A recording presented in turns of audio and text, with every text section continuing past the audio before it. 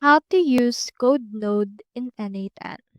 So to do that, you first need to head over to your n8n workflow.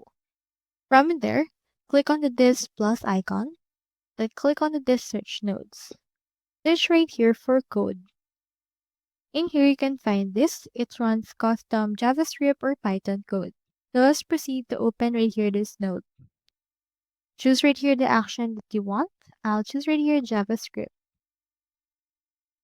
From in there you can see this. So you can choose right here the mode, like run once for all items or run once for each item. From in there, just choose right here the language. You can also input data and also input right here the code that you want added. You can also ask AI to code for you if you're not really knowledgeable on coding. So in this case, just input the code that you want, execute this step in order to actually use this. So that's all there is today, and I hope this video actually helped you.